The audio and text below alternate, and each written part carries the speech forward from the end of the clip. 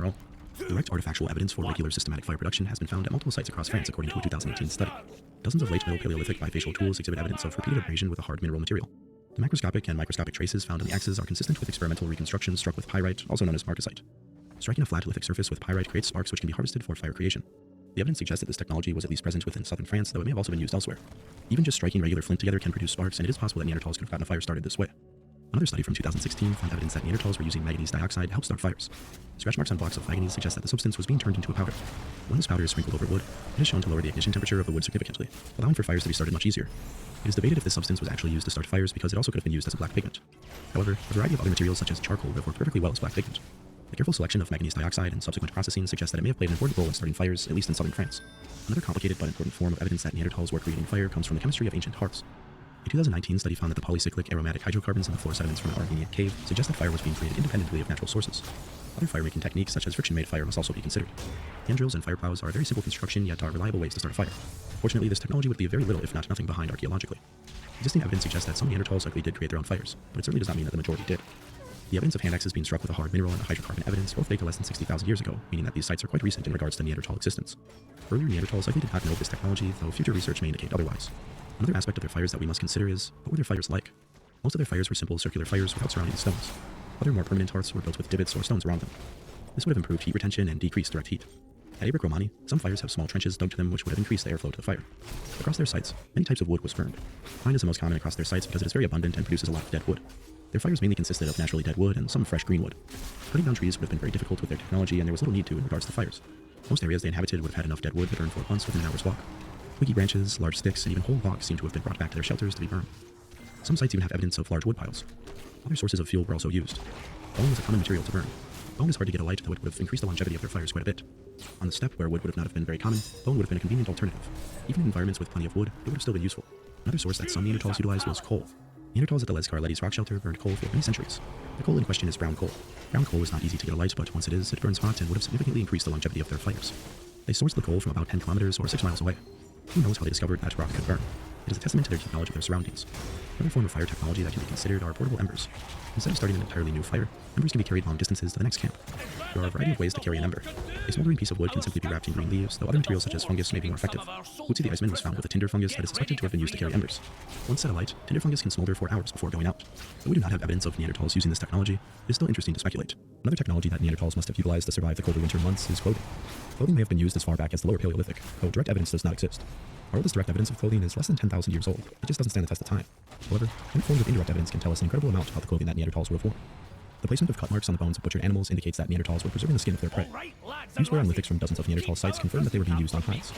Researchers are even able to distinguish lithics that were mainly used on fresh hides from ones that were used on dry, processed hides. Some artifacts are so worn that they must have been used for many hours. Heavy wear present on the teeth of Neanderthals similar to contemporary hunter-gatherers indicates that they were using their teeth as a clamp to hold onto hides as they worked them. Neanderthals from colder regions even show significantly more wear on their teeth, suggesting that hides were being worked at a higher frequency. Hide working is a hard, time-consuming process. First, all fat and muscle tissue must be cleaned from the hide shortly after butchering an animal or else the hide will rot. This process is very time-consuming and physically demanding. This is what hide scrapers would have been used for, a very common tool in Neanderthal assemblages. After drying in sunlight, by a fire, or in a dry cave, hide can be stored indefinitely without spoiling. But a dry hide can be as stiff as a board. It must be worked further.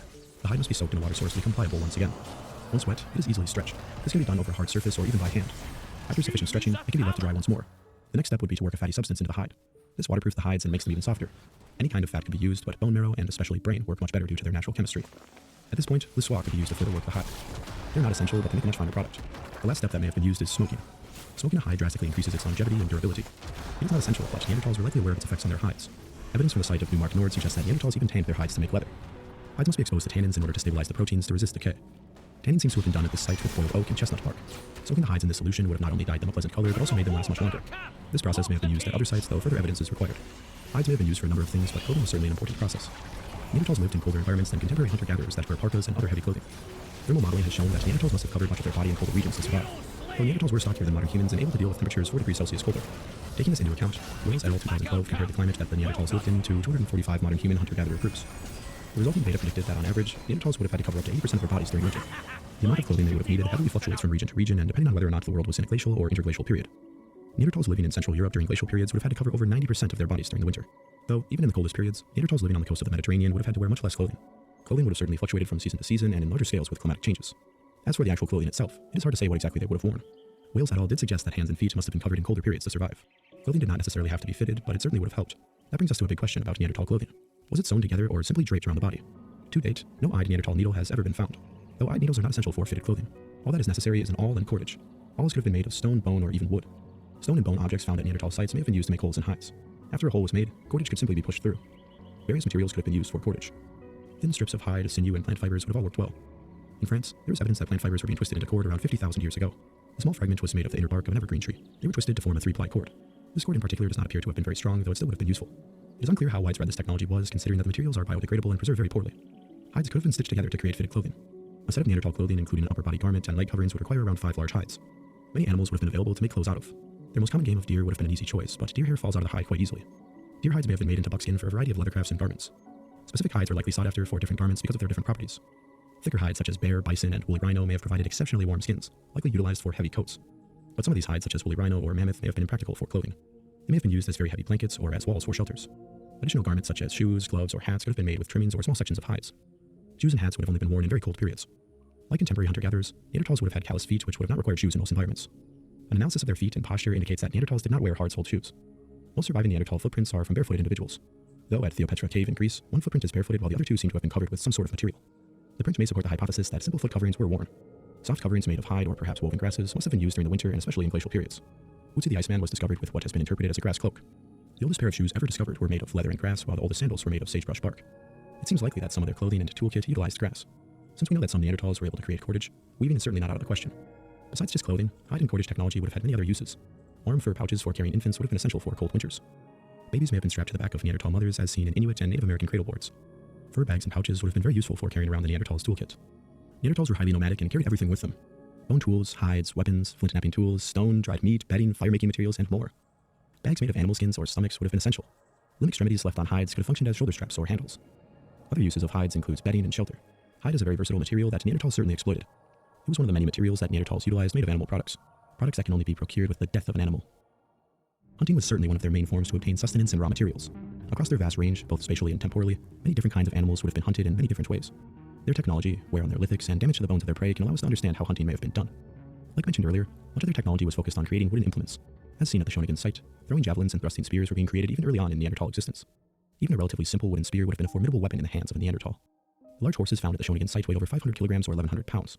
The site is located on an ancient lakeshore where Neanderthal hunters likely ambushed their prey.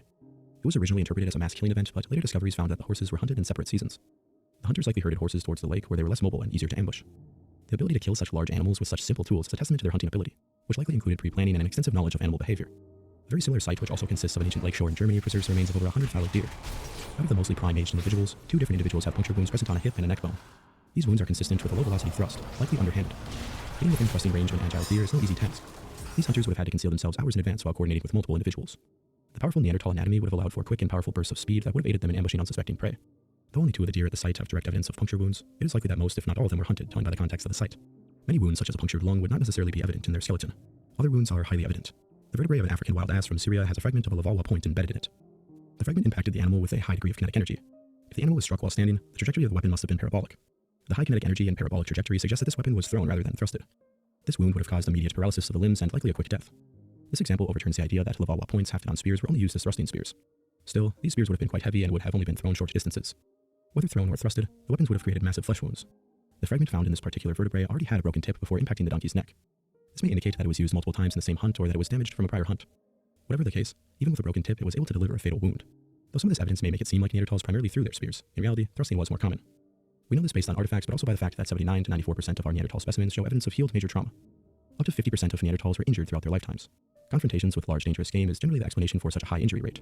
Even game not typically seen as dangerous, such as deer, can cause life-threatening injuries at close range. Very large animals such as moose, woolly rhino, and mammoth would have been very deadly. Due to the risk of hunting these animals and their pure bulk, some question whether hunting them would have even been possible. Proboscidean hunting in particular seems to be a point of contention for many. In Pleistocene Eurasia, there lived both the woolly mammoth and the straight-tusked elephant. Woolly mammoth were around the same size of modern elephants, while the straight-tusked elephant was much larger. Recent contemporary hunter-gatherer populations in Africa have been known to take down adult elephants with only spears. In some cases, a singular hunter was able to sneak beneath an elephant before delivering a fatal blow from beneath the animal. Considering mammoths and elephants are known throughout many Neanderthal sites, it is certainly possible that some of these individuals were actively hunted. When taking into account the wide razor-sharp edges of a Lavalwa point in tandem with a heavy shaft, the idea of a group of Neanderthals taking down a mammoth or elephant seems much more plausible. Perhaps mature mammoths were only hunted in times of scarcity or perhaps before winter, though it can be said that they were not relied upon or were the usual prey of most Neanderthals. though young mammoths and elephants may have been preyed on much more often. A fascinating site in Belgium called Spy Cave has evidence that Neanderthals preyed upon young mammoths. The site has many interesting remains, but the mammoth remains are peculiar. There is an abnormally high frequency of young mammoth skulls. In a very interesting paper, it is hypothesized young mammoths were targeted by these Neanderthals for their brain matter. The brains of young mammoths provided essential long-chain fatty acids. It was found that Neanderthals were less efficient than some modern humans at creating these fatty acids, which are very important for neural growth. Mammal brain tissue is one of the richest sources of these long-chain fatty acids. Therefore, eating these mammoth brains actually helped them in their own brain development. Another interesting thing about baby mammoths or elephants is that they're not naturally afraid of humans. Young elephant calves have no instinctive fear of humans and are known to attach themselves to them. It is possible that baby proboscideans were even kept as some kind of pets in rare instances. Though we would assume that these people would have just hunted a helpless animal mercilessly, even relatively unintelligent animals are known to form strange bonds with animals that they may typically see as prey. It is not out of the question that a group of Neanderthals well off with food may befriend a young mammoth to possibly eat later, or even just as a pet. Besides proboscideans, other very large animals were hunted. Multiple rhino species called home. The woolly rhino weighed around 3,000 kilograms or 6,600 pounds. Merck's rhinoceros and the narrow-nosed rhinoceros both weighed around 1,800 kilograms or 4,000 pounds. At around half the weight, Camelus noblaki was much taller at 3 meters or 10 feet. The aurochs, the undomesticated ancestor of cattle, weighed as much as 1,500 kilograms or 3,300 pounds. Megaloceros was a giant species of deer with the largest antlers ever discovered. They weighed as much as 700 kilograms or 1,500 pounds and would have certainly been a sight to see. During interglacials, hippopotamus moved all the way up into Central Europe. Extinct species such as red deer, reindeer, ibex, moose, and bison were all hunted. Carnivores also seem to have been hunted. There was evidence of direct brown and cave bear hunting in and out of hibernation. Bear are not an easy animal to hunt, but they become much more vulnerable when hibernating. Other large predators such as cave lions, cave hyenas, and wolves would have all been prey occasionally. All of these animals would technically be considered megafauna. Megafauna are just animals that weigh over 45 kilograms or 100 pounds. But Neanderthals hunted a much larger variety of prey. Smaller animals such as birds, small mammals, and reptiles were hunted more than we once thought. Because these animals are smaller, their remains do not tend to preserve as well in the fossil record. Due to this, preservation bias made us think that Neanderthals only hunted large game. We even thought that Homo sapiens may have outcompeted them because they had an over-specialized diet. However, recent evidence has suggested otherwise. A team led by paleoanthropologist Eugene Morin examined the fossil rabbit remains from 8 Mediterranean sites. What they found was that most of the rabbit remains were adults. This suggests that they're not targeting the rabbits' homes, but instead hunting them individually. Rabbits do not provide very many calories and were likely only a snack, but the fact that Neanderthals were able to catch these animals is interesting. Rabbits are extremely difficult to catch by hand and are also hard to hunt with traditional weapons. Throwing sticks may have been used, but traps are generally more effective. Neanderthals were certainly cognitively advanced enough to create a variety of traps. Small game very well may have been caught with snares or deadfalls. The high rate of bird remains at their sites raised a number of questions regarding how they procured them. Birds are another animal that could have been caught with traps. The high rate of bird remains at their sites raised a number of questions regarding how they procured them. At sites in Gibraltar, the remains of 143 different bird species have been found, including ground-dwelling species and even eagles and vultures. Some bird species such as joes nest in caves at night and can be easily caught by hand. Ground-dwelling bird species such as grouse or quail could have been taken with throwing sticks, plain old rocks, or even traps. Birds of prey would have frequented carcasses, which would have made them vulnerable to being taken by a projectile. Though these birds are extremely intelligent and have extremely keen senses, it would have been very difficult to sneak up on them and even more difficult to actually kill them. Though the unusually high rate of eagle remains at Neanderthal sites and strange modifications to their bones suggest that eagles may have had a symbolic meaning in their culture. Another food source were reptiles. The remains of at least 20 butchered tortoises have been found at Bolomar Cave in Spain. Tortoises from the region became significantly smaller over time, likely reflecting overhunting, which may have led to their extinction in Iberia. Freshwater turtles were also caught at an ancient lake in Israel. Aquatic resources in general were quite an important part of the diet of some Neanderthal populations. Neanderthals seem to have exploited aquatic resources to a similar degree as our own early ancestors. Neanderthals, particularly in southern Europe, ate all kinds of marine life. Crabs, clams, seals, many species of fish, dolphins, and seabirds were all enjoyed. At Figueira Brava, Portugal, almost 800 shells of multiple species were found. This cave also preserves the remains of marine mammals with butcher marks. The remains of a monk seal, a ring seal, and 2 different bottlenose dolphins have been found. How these animals were acquired is a mystery. It is likely that they were simply scavenged, but other possibilities exist. Seal could be killed in shallow waters or while lounging on the shore, but dolphin would have been harder to encounter. A beached dolphin would have been easy prey, and of course washed up carcasses could have always been scavenged. It is possible that they were hunted near the shore with spears. No hooks are known from Neanderthal remains, and neither are weights that could have been used for nets. Fishing methods would have likely consisted of hand and spear fishing. However, bony growths on Neanderthal skulls may suggest otherwise. Surfer's ear is a condition where the ear canal begins to grow bony protrusions in response to exposure to moist and cold conditions. The presence of this condition on many Neanderthal skulls may support the idea that they were diving. The abundance of shells at their site suggests that they were primarily foraging, though hunting is not out of the question. Neanderthals also harvested fish in freshwater. Trout, chub, and eel have been found in Grotta di Castelcivita, Italy, which is on a river. Multiple sites in France have evidence of chub and European perch. Kundaro Cave, Russia, even has evidence of Black Sea salmon. It is generally thought that a lot of the evidence of Neanderthals eating fish is lost due to the sea level rising and covering up coastal sites. Even with the evidence we have, it is clear that some Neanderthals exploited aquatic environments for food and resources. One such lesser talked about food sources would be insects. Eating insects may be frowned upon in some modern societies, though in others it is extremely common. Hunter-gatherer societies are known to recognize the importance of insects. A variety of bugs can simply be caught by hand or with simple tools. Smashing open rotting logs or scavenging grubs from carcasses could have easily provided valuable nutrients, especially in times of scarcity. Parasites on their prey and on themselves may have served as a quick snack. Some Arctic people have considered the parasites on the inside of caribou pelts to be a delicacy. There is currently no evidence of insect exploitation, though insects generally do not fossilize well, so that is not surprising. Since beeswax was mixed with some of their adhesives, we can assume that they were also harvesting honey. Contemporary hunter-gatherers are known to be obsessed with honey even if they get stung a little bit. Beehives would have provided them with tasty honey, nutritious larvae, and useful beeswax. The last food source we will be talking about is other Neanderthals. Neanderthals, just like Homo sapiens, practiced cannibalism from time to time. The oldest evidence of cannibalism from Neanderthals comes from 120,000 years ago. At Moula-Guercy in southeastern France, the remains of at least 6 cannibalized individuals have been found. 2 adults, 2 teenagers, and 2 children. Their flesh was cut and scraped from the bone, and their bones were smashed and thrown among the remains of their other prey.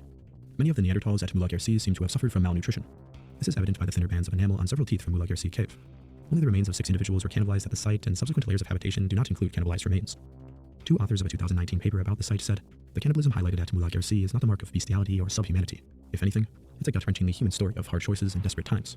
At the end of the day, our bodies are edible and many will choose survival over starvation." Another cave in northern Spain paints a grimmer picture. At El Cedron Cave, an exceptionally well-preserved assemblage of bones preserves the remains of 13 individuals. They include 3 adults, 4 adult females, 3 adolescents, 2 juveniles, and 1 infant. Analysis of their mitochondrial DNA supports a hypothesis that the 13 individuals represent one cohesive family group. The bones are full of cut marks and have been smashed to bits. This family was almost certainly murdered and cannibalized by another group. The group only had 3 adult males, which may have been easily overpowered. Even the adult men and women seem to have been quite young, as seen by the wear on their teeth. This group may have been purposefully targeted as a food source by a larger, stronger group. The remains of this family also indicate that they had been suffering from nutritional stress for their entire lives. Their diet seems to have been made mostly of plant seeds, tubers, and a smaller quantity of meat. They may have been targeted by another tribe that was having trouble filling their stomachs. Another site in Belgium has grisly evidence of Neanderthals being butchered. Through the cut marks present on their bones, it was determined that the upper limbs were disarticulated, the lower limbs were defleshed and smashed, and the chest was disemboweled among other smaller cuts. Their butchering was conducted in a very similar way to their normal prey of reindeer. Some Neanderthal bones were also used as retouchers to freshen up the edges on their stone tools. The aforementioned examples may be painting a picture that is not necessarily accurate. Neanderthals were expert butchers. If they were consuming other Neanderthals on a daily basis, we would see much fewer cut marks on these remains. Cannibalism would have been reserved mainly for starvation. When considering all of our Neanderthal remains, it is apparent that Neanderthals practiced cannibalism to a similar degree as our own species. To label them all as cannibals is as inaccurate as calling all Homo sapiens cannibals. Regardless of what they were eating, we know that they needed plenty of calories to survive. On average, Neanderthals were shorter than modern humans, though their stockier bodies required comparably more nutrition. Their shorter legs meant more steps, and deep snow would have been hard work to move through. Cold environments without highly tailored clothing would have used a lot of energy just to stay warm. Carrying equipment, babies, or injured friends would have been even more taxing. Larger brains, hearts, and digestive tracts would have passively burned a lot of energy whether active or not. Between 3,500 to 5,000 calories would have been required daily. Contemporary hunter-gatherers living in similarly cold environments are known to eat over 3 kilograms or 6.5 pounds of meat each day. That is around 5,500 calories. Neanderthals living a similar lifestyle may have had to consume as much as 7,000 calories a day. Such a large amount of calories could only have come from animal products. An average group of Neanderthals between 8 to 12 individuals would have needed 3 to 4 medium-sized animals such as deer or ibex a week just to survive. A larger kill such as a woolly rhino, bison, or aurochs could feed an average group for over 2 weeks. However, massive quantities of lean meat can actually lead to a form of malnutrition called protein poisoning. Many people get confused with the term protein poisoning because of the popularity of carnivorous diets. Protein poisoning does not occur from just eating meat. It occurs when almost all calories consumed come from protein in lean meat. The lack of other nutrients, specifically in lean meat, can lead to health problems such as